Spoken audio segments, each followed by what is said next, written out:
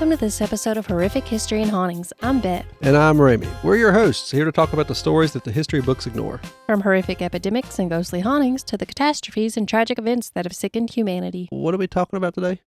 It's going to be a Horrific Hydros Hellscapes episode. We never run out of those. There's a lot of dead people in the water. Yeah. What happened today in history, the day we're recording, is September 22nd. On September 22nd, 1980, Glenn Dunn was going about his day when he was suddenly shot dead, probably doing his grocery shopping. So it seems. And got shot. The killer was a man with a gun hidden in a paper bag. Within days, 3 more young men were murdered, 2 in Buffalo and 1 near Niagara Falls. What's up with this dude in his gun bag? I guess he was just hiding it so people wouldn't be like, oh, gun, and run. Each scene was marked by a .22 caliber shell casings. In December, New York City was in terror because 6 men were brutally stabbed, 4 of which lost their lives. The press called the attacker the Midtown Stabber. Another important thing to note is that all the victims were Black or Hispanic. In Buffalo, 2 more African-American men were killed with a .22 caliber rifle, and the case took a bizarre turn in Georgia. A soldier named Joseph Christopher attacked a Black soldier. He then bragged to a nurse about killing 13 men in New York. Oh, man. Idiot. So he thought this was okay, I'm guessing, the way he's acting. I guess. Yeah, he just assumed that this was normal, and he didn't know why nobody else was doing it. That's what it sounds like, doesn't it? I don't know why else you would brag to anyone, especially a nurse. Wonder what he... I was going to say, what was he on, but he's just on racism. It's just racist. Yeah. It turns out he was on leave from the Army during those New York City stabbings. A sawed-off .22 rifle was found at his family's hunting lodge, plus a matching misfired bullet at his parents' house in Buffalo. Christopher was convicted of the Buffalo murders, but the verdict was overturned due to a legal technicality. Finally, in 1985, he was sentenced to life for the New York City killings, and he died in prison in 1993. Why did I never hear about this? I'd never heard about it either. He killed a lot of people. And that's just the basic rundown of it, so I don't know what the main details are. Yeah. Why isn't there documentaries about this guy like there is people who go on these sprees? I don't know. Huh.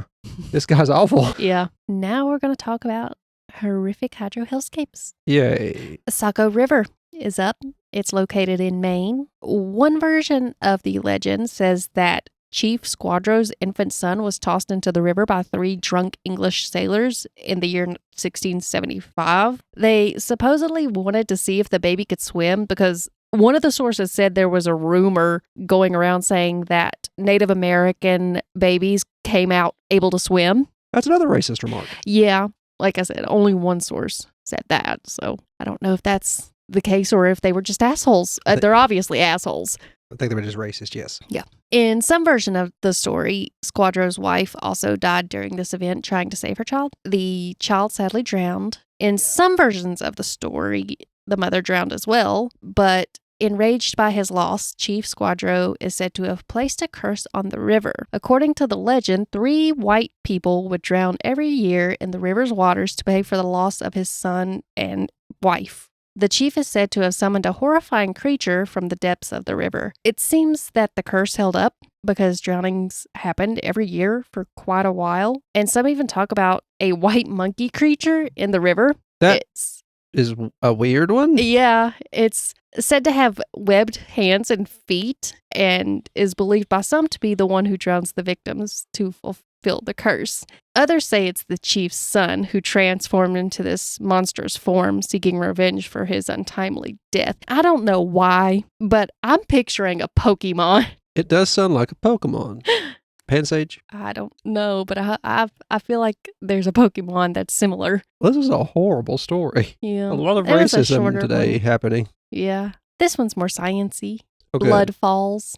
Located in Antarctica. Despite its name and appearance, Blood Falls isn't actually made of blood, though that would have been more interesting, I'm Very sure. metal. At first, scientists thought the red color came from red algae, but that wasn't right. A recent study used radar to peek beneath the ice. The average temperature in this area is 1.4 degrees Fahrenheit, and there's barely any visible melting in the surface of the glacier from which the blood falls flow. Using that radar, scientists could see under the glacier And what they found was a hidden network of rivers and even a lake, all flowing beneath the ice. It's very alien. Yeah. These hidden waterways are full of salty water, more salty than basic seawater. Dead Sea salty.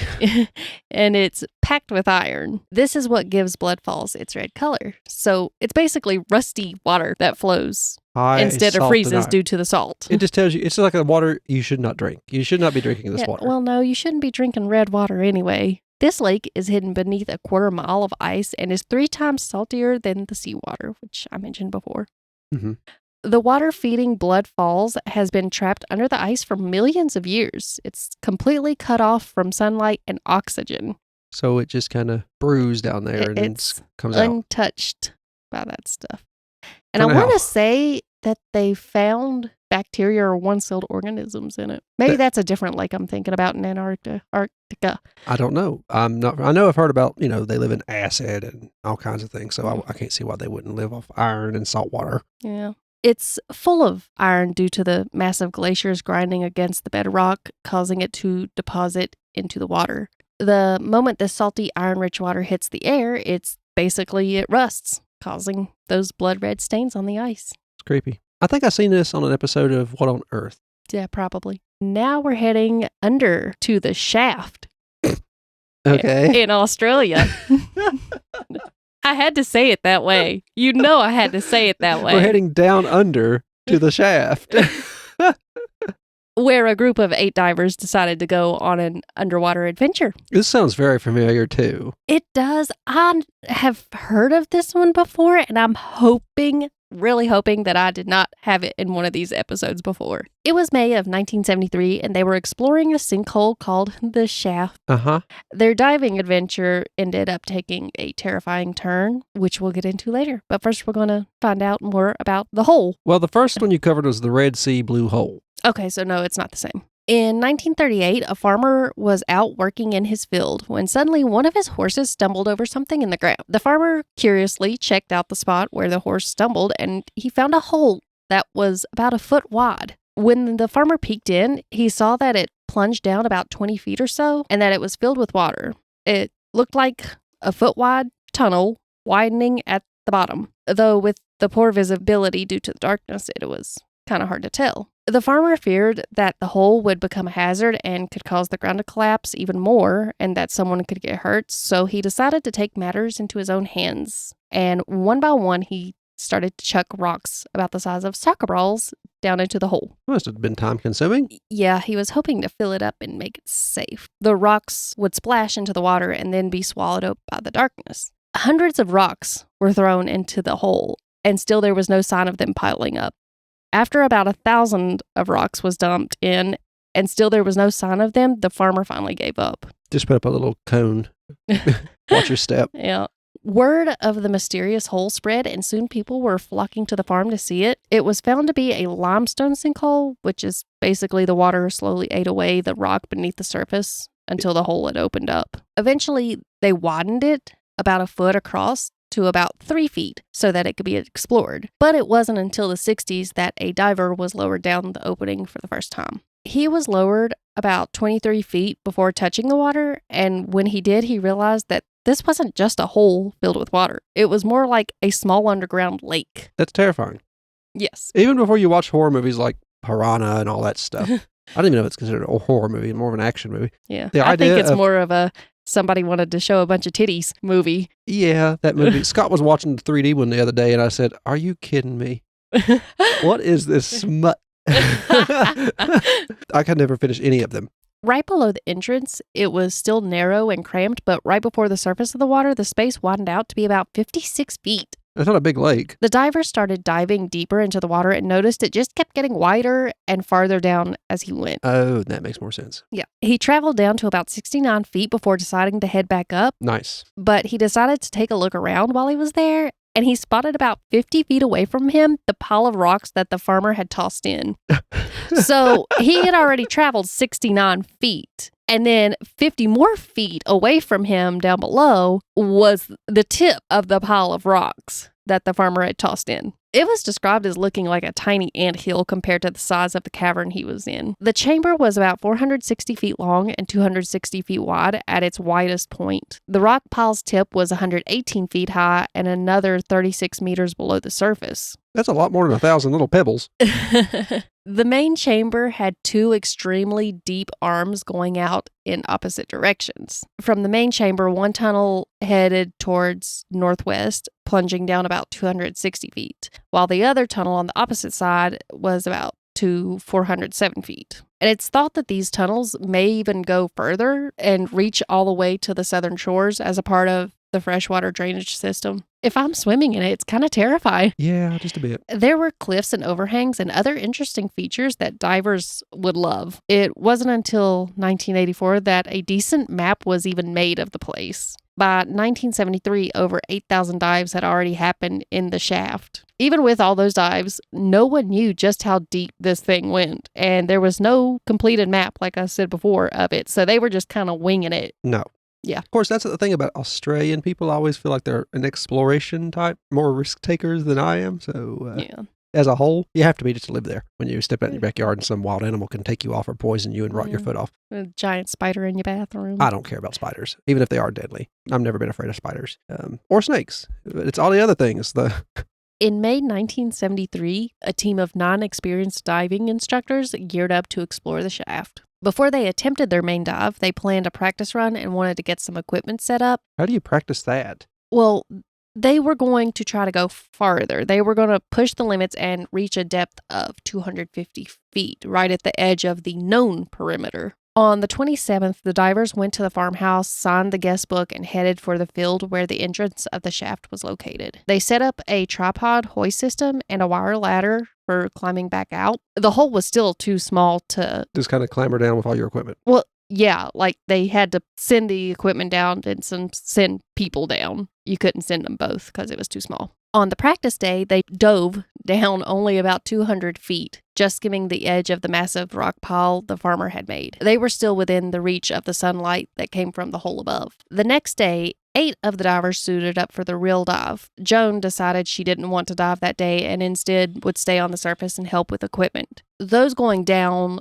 was Robert, John, Peter, Gordon, Larry, Glenn, Stephen, and Christine. Okay. A lot of names. Yeah, I won't remember them. Yeah. No offense to the people. I just can't remember names. Yeah. The divers were pushing deeper past the rock pile and heading for the ledge they had heard about. When they hit about 180 feet down is when Robert started to get that drunken feeling of nitrogen narcosis, which I feel like we've talked about on this before. He knew he needed to get back up a bit to shake off that feeling.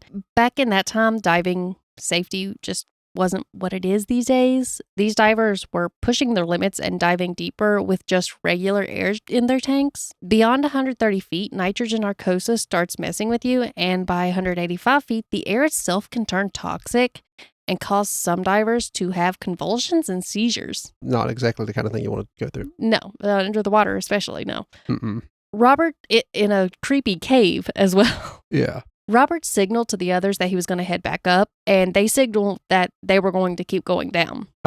As Robert made his way around the rock pile, keeping an eye on his air, he spotted Glenn's flashlight coming towards him, and they both noticed they were running low on air, so they surfaced together. Larry then popped up around the same time, followed by Peter, who was pretty much basically out of air. Peter also mentioned that he had not seen the others on his way up. That's alarming. Yes. With John, Gordon, Stephen, and Christine still underwater and air running dangerously out, Glenn probably was freaking out because his brother and sister were among those that were still down there. The group was snapping pictures at around 200 feet in when Glenn was swimming along the bottom and spotted his sister nearby. But that's when the narcosis began to kick in and he was running low on air. So he knew the others were also low on air because they had the same size tanks. Yeah.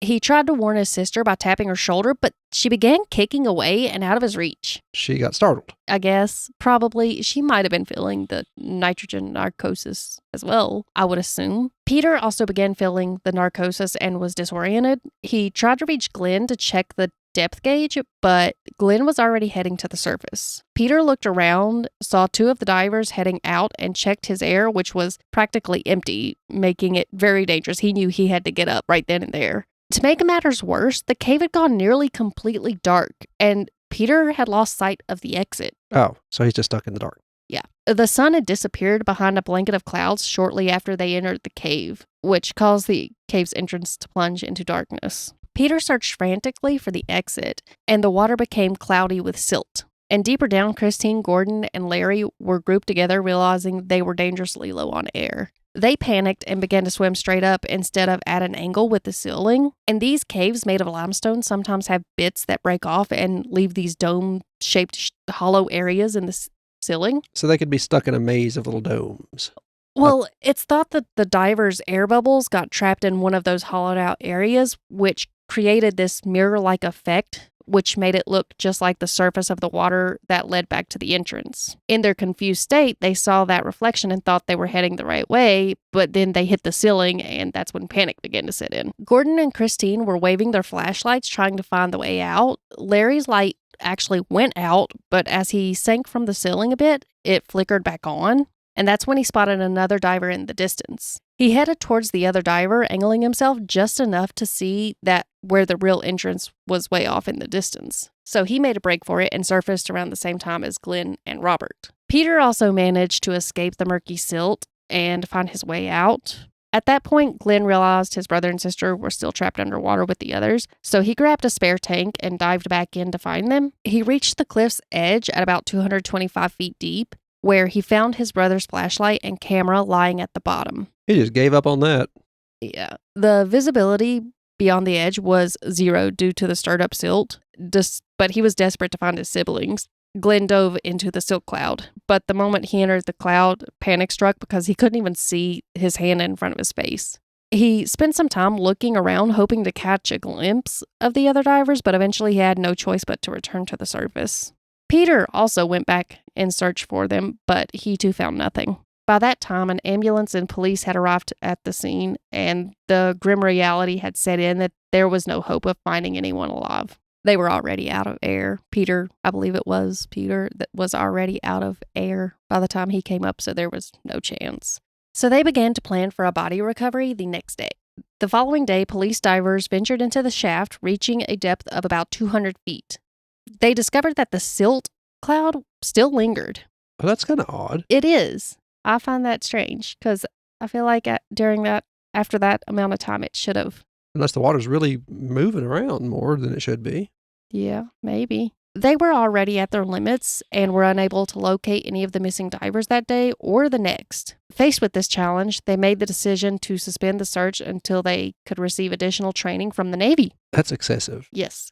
That would take several months. So fast forward to January of the following year. The landowners and a film crew were working on a cave diving documentary. Sounds dangerous. And they entered the shaft. On the 22nd, they descended to a depth of about 50 feet. Using professional lighting equipment, they lit up the cave, and they said it looked like it was daylight, but I found that hard to believe.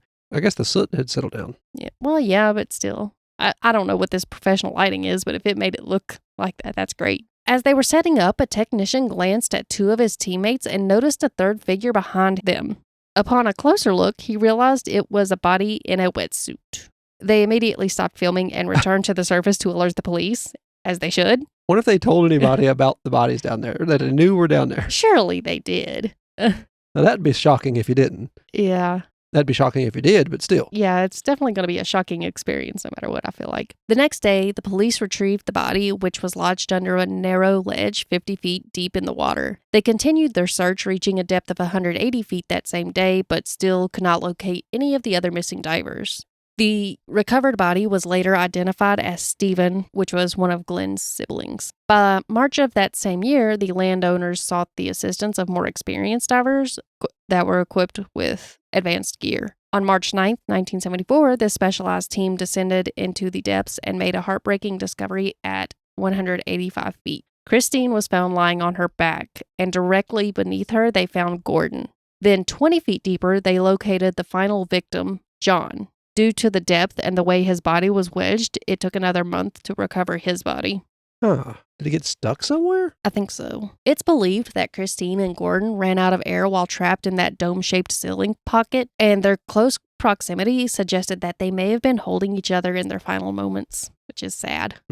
As for John, it's thought he succumbed to severe nitrogen narcosis, causing him to become disoriented and to swim deeper into the cave away from the entrance. Makes sense. Yeah. It's happened before. Yeah. Stephen's final moments remain a mystery. His body was found much higher than the others along the ceiling instead of at the bottom. I think he had one of those flotation devices that you pull like the cord and it doesn't make you float until you pull that cord. And he had pulled that. And just bashed against the ceiling. So it's thought that due to the low visibility because of the silt, he tried to float up to the ceiling and navigate his way across, hoping to find the entrance, but sadly he ran out of air before reaching safety. What possesses people to make them think this is a good idea? I don't know. Curiosity. That need for adventure, I guess. I'm glad I don't feel that. Yeah. This devastating accident helped to form the Cave Divers Association of Australia. The organization aimed to regulate the industry and implement safety measures to prevent future tragedies. These divers were aware of the protocol to use guidelines when exploring uncharted areas to ensure a safe return to the entrance. However, due to the large size of the group, they made the decision not to use the guidelines. I was just thinking, it seems like it would be a normal thing to do, but why didn't they? They were afraid of them getting tangled, and that would make it even more dangerous. Instead, they should have split up into smaller groups so that they could have used the guidelines safely. Also, they didn't really know this, I feel like, back then, but the type of air needed for a dive such as this to go down that far was not as easily available during that time. So that was another reason. Yeah, we covered that in that first episode, I believe. Yeah. Now, this is horrible. Yeah, I found that one really interesting. That's why it's much longer. The fact it's like an inland one is even weirder. Yeah. The other one we covered was out in the center of the ocean. Yeah. Now we're going to talk about bog bodies. Yay, my favorite. They are perfectly preserved bodies from thousands of years ago. Bogs, with their unique mix of water, low oxygen, and acidic peat, create the perfect conditions to naturally mummify bodies. Bog bodies can provide incredible insights into the lives of the people who lived long before written history. By studying them, we can learn about their diets, clothes, and rituals and beliefs. There's actually quite a few of these, and I didn't put them all in here. I'd like to go into more of them eventually later on. They give them names, don't they? Yeah, they do, and I'm already going to tell you, I probably cannot pronounce some of them. Go ahead and I apologize. Okay. I'm sorry. The oldest bog body to be discovered was found in Denmark. It was a 25-year-old and dates back to around 8,000 BCE. One of the sources I found said it was thought to be a woman until the year 2016 when it was discovered to actually be a male. Well, that's embarrassing. Yeah. The next one is the Tulland Man. It's an incredibly well-preserved bog body that was discovered also in Denmark in 1950 and lived during the Iron Age at around 280 BCE. He died by hanging, but his neck wasn't broken, which suggests the slower death of suffocation. Not enough rope. Only his arms and hands have decomposed, leaving behind a skeletal appearance. His brain was preserved, though it had shrunk, and his intestines were complete as well. Well, we can know how healthy he was before something got him hanged. Yeah. He was found wearing only a pointed hat made of sheepskin and a belt made from oxhide. It's actually unknown if he had clothes on and they just happened to disintegrate or if he was buried naked other than that. It's a very weird thing to get buried only in. Yeah. Or maybe he was a witch. I don't know. He had a pointy hat. I don't know. In 2021, scientists were able to look into his stomach and figure out his last meal. It turns out he had porridge and barley, various wild seeds, flax, and some fish. They fed him well, or he just kind of got caught and hanged real quick. Yeah. They also discovered that unlike some other bog bodies, he didn't have any traces of mind-altering plants or medicines in his system. He died sober. Well, apparently that was a common thing back then. Everybody's high as a kite. Yeah. They be doing the hallucinogenics. Yeah. Yeah, the shrooms. These whatever form of entertainment you could find in the Iron Age. These substances are often linked to ritual sacrifices. So, maybe he was naked for a reason. Well, no, it says these substances are often linked to ritual sacrifices. Doesn't that mean they give them? They give them to these the people? sacrifice. Yeah. So therefore, he probably wasn't sacrificed. Oh, okay. Yeah, that makes sense. No idea then. He's a mystery, and I don't think they kept records. Yeah, clearly. His body is preserved at the Silkeborg Museum, which is pretty cool. The Grabel man was found in the year 1952 and is believed to have died around his mid-30s. His body is dated back to the early Iron Age, and his throat had been slit from ear to ear. It was the Joker. The Joker from the Iron Age? The Iron Age Joker got him. Oh. He is believed to have been sacrificed to a fertility goddess. In 2003, the old Krogan man was discovered in Ireland. And also another thing I should probably say is most of these are found in Europe, but there have been some found in Florida. Okay. Yeah. He was only in his early 20s when he died between 362 and 175 BCE. He was strangled, stabbed, and had holes cut in his arms where hazel branches were threaded through. That was what? A bit much. Was he excessive? That sounds religious as well, doesn't it? Yeah. Only his upper torso remains, but this partial body revealed interesting detail about his life and death. Do they just put out the call? The town's like, the next passerby that comes through is going to be a sacrifice. Let's hope it's not somebody we need to visit again.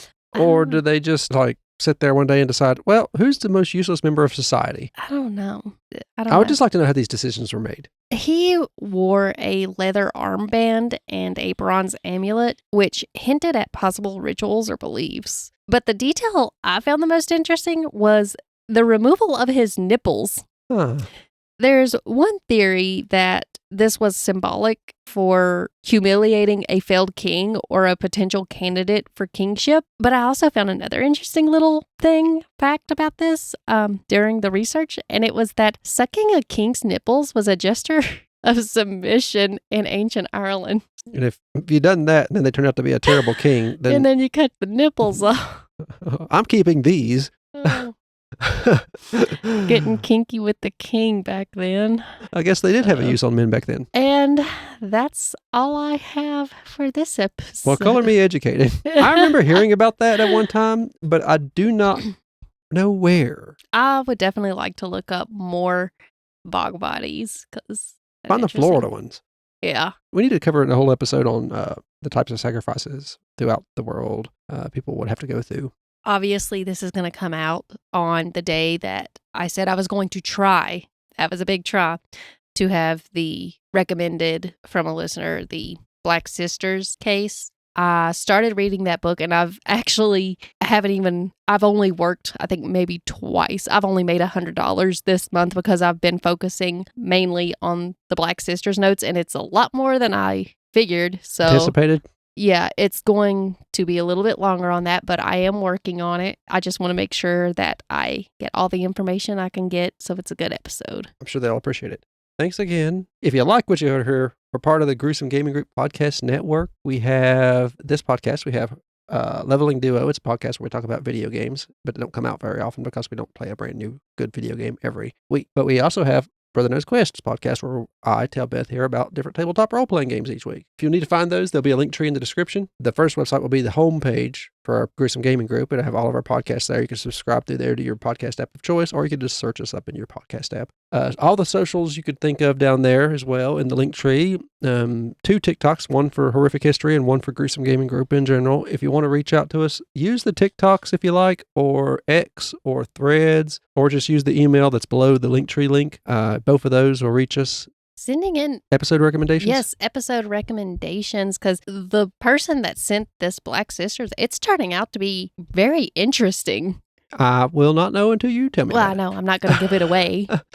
But so far, no spoilers. And I'm not even halfway through with the book, and I still want to see if I can find a documentary and other sources after I read this book. But yeah, that one's turning out to be pretty interesting. Yeah, send us your recommendations. Or also leave a review if your podcast app allows it. Pocket Cast now allows you to leave stars on podcasts as a review. We appreciate that. Let us know if something's good you really like, or something you want us to cover, or if something's wrong and you'd like us to fix. We try to address those. There'll be a link below all that for a tip if you want to send us a little tip or something to help us out. It helps keep the podcast hosted. Thanks for the people who are already leaving reviews. So often we read them out. And if you want to leave your name in the review, let us know, because we don't read them out otherwise.